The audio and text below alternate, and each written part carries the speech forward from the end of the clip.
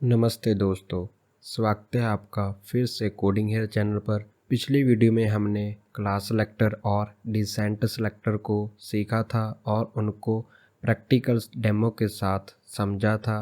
आज की वीडियो में हम और नए सेलेक्टर्स को सीखने वाले हैं, एडजेसेंट सिबलिंग कॉम्बिनेटर और चाइल्ड कॉम्बिनेटर। ये सेलेक्टर्स थोड़े एडवांस होते हैं और रियल लाइफ प्रोजेक्ट्स में बहुत काम आते हैं। तो चलिए बिना टाइम वेस्ट किए शुरू करते हैं वीडियो को। दोस्तों, सबसे पहले बात करते हैं एडजेसेंट सिबलिंग कॉम्बिनेटर सेलेक्टर की। जैसे नाम ही बताता है, एडजेसेंट का मतलब होता है बिल्कुल पास वाला और सिबलिंग का मतलब होता है भाई बहन, यानी सेम पेरेंट के अंदर एलिमेंट। हमने पिछली वीडियोस में काफ़ी बार देख रखा है पेरेंट और चाइल्ड का रिलेशन कैसे बनता है और क्या होता है। एडजेसेंट सिबलिंग कॉम्बिनेटर का मीन यानी अगर एक एलिमेंट के तुरंत बाद कोई दूसरा एलिमेंट लिखा हो तो हम इस सेलेक्टर का यूज़ करके उस दूसरे एलिमेंट को टारगेट कर सकते हैं। रियल लाइफ एग्जांपल से हम समझते हैं, जैसे क्लास के अंदर एक बेंच पे दो स्टूडेंट्स बैठे हैं। अगर आप स्पेसिफिकली दूसरे स्टूडेंट को टारगेट करना चाहते हो जो पहले के तुरंत बाद बैठे हैं, तो ये सिलेक्टर काम आता है।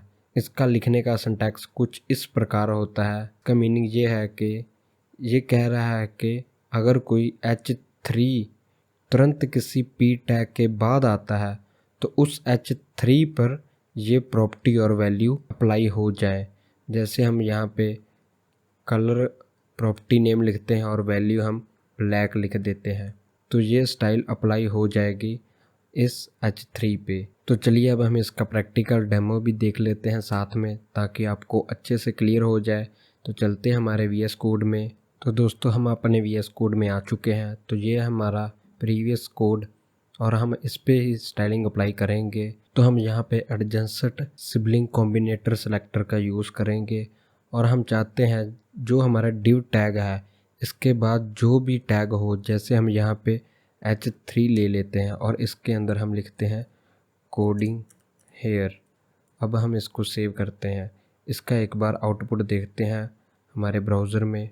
तो चलते हैं हमारे ब्राउज़र में और यहाँ पे हम रिफ़्रेश करते हैं और ये रहा हमारा H3। अभी इस पर कोई भी स्टाइलिंग अप्लाई नहीं है। इस पर स्टाइलिंग अप्लाई करने के लिए हम यूज़ करेंगे एडजेसेंट सिबलिंग कॉम्बिनेटर की। मीन्स हम डिव टैग के बाद जो तुरंत एलिमेंट आ रहा है हमारा H3, उस पर स्टाइलिंग अप्लाई करना चाहते हैं। तो जैसे हम इसको सेव कर लेते हैं अभी, तो हम यहाँ पे लिखते हैं एडजेसेंट सिबलिंग कॉम्बिनेटर सेलेक्टर को।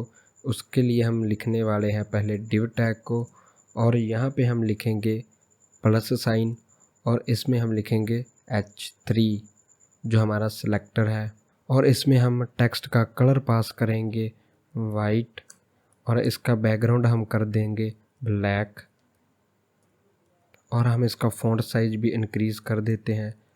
इसका फ़ॉन्ट साइज हम ले लेते हैं 30 पिक्सल और हम सेमीकोलन लगा लेते हैं। अब करते हैं इसको सेव। अब यहाँ पे हम करते हैं रिफ़्रेश। अब आप देख सकते हो हमारा जो H3 है उस पर स्टाइल अप्लाई हो चुका है।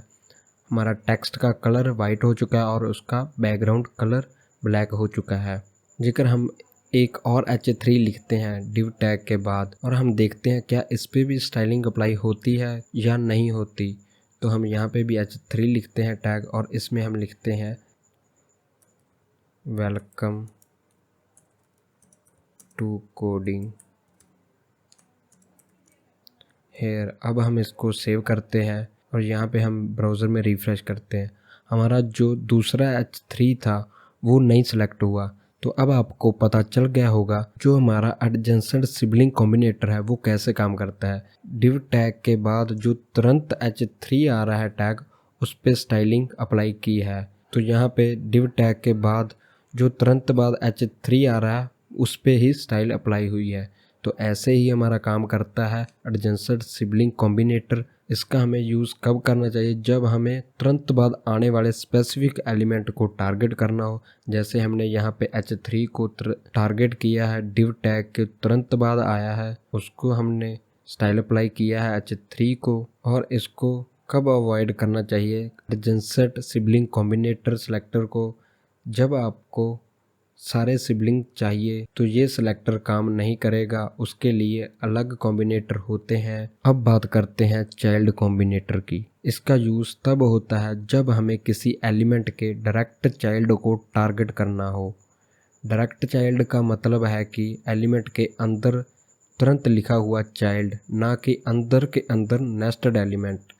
हमने नेस्टेड एलिमेंट्स देखे हैं, जैसे पहले डिव टैग लिखा हो और उसके बाद हम एक पी टैग लिखा होता है और उसके अंदर हम एक एंकर टैग, ऐसे कुछ लिंक क्रिएट किए होते हैं। इसको हम बोलते हैं नेस्टिंग हो रही है। रियल लाइफ एग्जांपल से हम समझते हैं चाइल्ड कॉम्बिनेटर को। जैसे एक घर के अंदर एक ही जनरेशन के बच्चे डायरेक्ट चाइल्ड होते हैं, लेकिन उनके बच्चों के बच्चे ग्रैंड चाइल्ड होते हैं, वो डायरेक्ट चाइल्ड नहीं होते। यहाँ भी वही रूल अप्लाई करता है। तो चाइल्ड कॉम्बिनेटर को लिखने का सिंटैक्स कुछ इस प्रकार होता है। इसका मतलब है कि सिर्फ उन्हीं बटन टैग्स पे स्टाइल अप्लाई होगा जो स्पैन टैग के डायरेक्ट अंदर लिखे होंगे। अगर बटन स्पैन के अंदर किसी और डिव के अंदर हैं तो उस पे स्टाइल अप्लाई नहीं होगा। तो इसको अच्छे से समझने के लिए हम प्रैक्टिकल डेमो करते हैं ताकि आपको अच्छे से समझ आए। तो हम चलते हैं, हम इसका करते हैं प्रैक्टिकल हमारे VS कोड में। यहाँ पे हम लिखते हैं एक स्पैन टैग और इसके अंदर हम एक बटन क्रिएट करते हैं। इसमें हम ऐसे ही कुछ भी लिख देते हैं जैसे सबमिट, और एक और बटन क्रिएट करते हैं और इसमें हम लिखते हैं रीसेट। और अब हम इसको सेव करते हैं और यहाँ पे हम style.css फाइल में चाइल्ड कॉम्बिनेटर का यूज़ करते हैं और यहाँ पे हम लिखते हैं एक स्पैन टैग और साथ में हम देते हैं लेस देन सिंबल को और इसमें हम लिखते हैं बटन को। और अब हम इस पे स्टाइलिंग अप्लाई करना चाहते हैं। एक बार हम इसको बिना स्टाइल के देखते हैं इसका कैसे आउटपुट आता है और यहाँ पे हम रिफ्रेश करते हैं। अभी के लिए हमारे जो बटन्स हैं वो जो डिफ़ॉल्ट इन पे स्टाइलिंग होती है वो दिख रही है। तो अब हम इस पे स्टाइलिंग अप्लाई करते हैं। जैसे हम इसका बैकग्राउंड कलर कर देते हैं ब्लैक और इनका टेक्स्ट है वो कर देते हैं वाइट और उसके लिए हम कलर प्रॉपर्टी लिखते हैं और उसमें हम वैल्यू पास करते हैं वाइट। तो यहाँ पे हम इसको करते हैं सेव। अब करते हैं यहाँ पे रिफ्रेश। अब आप देख सकते हो हमारे दोनों बटन्स हैं वो सिलेक्ट होकर स्टाइल अप्लाई हो चुकी है थ्रू द चाइल्ड कॉम्बिनेटर। तो जेकर हमने इस बटन को एक और टैग के अंदर लिखा होता तो इस पे स्टाइल अप्लाई नहीं होती। तो हम इसको एक बार देख लेते हैं कैसे होता है। जैसे हम एक डिव टैग लेते हैं और इसके अंदर हम इस टैग को मूव कर देते हैं। मूव करने के लिए मैंने शॉर्टकट की यूज़ की है Alt+Arrow अप की। तो आप भी ऐसे ही शॉर्टकट की यूज़ कर सकते हो। अब हम इसको करते हैं सेव। अब देखते हैं इस पर स्टाइल अप्लाई होता है या नहीं। अब यहाँ पे हम करते हैं रिफ़्रेश। आप यहाँ पे देख सकते हो जो हमारा डिव टैग है वो एक ब्लॉक लेवल एलिमेंट है, इसलिए वो एक न्यू लाइन पे आ चुका है और उस पे जो हमने बटन टैग दिया है, एक बटन क्रिएट किया है, उस पे स्टाइल अप्लाई नहीं हुआ है। हमें चाइल्ड कॉम्बिनेटर का कब यूज़ करना चाहिए? जब डायरेक्ट चाइल्ड पे स्टाइलिंग अप्लाई करनी हो। इसका कब यूज़ नहीं करना चाहिए, कब अवॉइड करना चाहिए इसको चाइल्ड कॉम्बिनेटर को? अगर नेस्टेड जा सभी चाइल्ड एलिमेंट्स चाहिए तो ये सिलेक्टर अवॉइड करें और डिसेंडेंट सिलेक्टर यूज़ करें। तो जैसे हमने यहाँ पे डिसेंडेंट सिलेक्टर को यूज़ किया है, मींस यहाँ पे नेस्टिंग हुई है। डिव टैग के अंदर पी टैग है, पी टैग के अंदर हमारा एंकर टैग है। इस तरह हमने एंकर टैग को सिलेक्ट किया है। दोस्तों अब आपकी प्रैक्टिस के लिए एक छोटा सा टास्क है।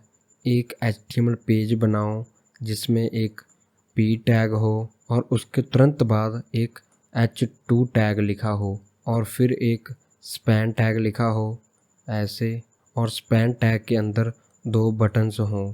कुछ इस प्रकार आप उसका टैग नेम लिख सकते हो। जैसे बटन को हम ऐसे लिखते हैं और स्पैन के अंदर 2 बटन टैग्स हों, ऐसे कुछ आप लिख सकते हो। अब CSS में एडजेसेंट सिबलिंग और चाइल्ड कॉम्बिनेटर का यूज़ करके दोनों केसेस में स्टाइलिंग अप्लाई करो और देखो कैसा आउटपुट आता है। आप इसमें कलरिंग पास कर सकते हो, जैसे फ़ॉन्ट का colour means colour property name value, और फिर आप यूज़ कर सकते हो बैकग्राउंड कलर। तो दोस्तों आज की वीडियो में हमने 2 नए सेलेक्टर सीखे। एडजेसेंट सिबलिंग कॉम्बिनेटर जो ऐसे हमारा होता है जो तुरंत बाद वाले एलिमेंट को सिलेक्ट करता है, और चाइल्ड कॉम्बिनेटर जो हम सिंबल यूज़ करते हैं लेस देन वाला, जो सिर्फ डायरेक्ट चाइल्ड को सिलेक्ट करता है। दोनों के सिंटैक्स और प्रैक्टिकल डेमो भी हमने देखे और रियल लाइफ एग्जांपल के साथ। बस दोस्तों, आज के लिए इतना ही। नेक्स्ट वीडियो में हम और नए सिलेक्टर्स सीखेंगे और उनको प्रैक्टिकल के साथ समझेंगे। अगर आपको ये वीडियो पसंद आई हो और कुछ नया सीखने को मिला तो प्लीज़ वीडियो को लाइक करें, अपना फीडबैक कमेंट में लिखें और अपने दोस्तों के साथ शेयर करें। और हाँ, चैनल को सब्सक्राइब करना ना भूलें ताकि आप हमारे स्टेप बाय स्टेप मोस्टैक ट्यूटोरियल्स मिस ना करें। मिलते हैं नेक्स्ट वीडियो में। Happy coding, keep learning.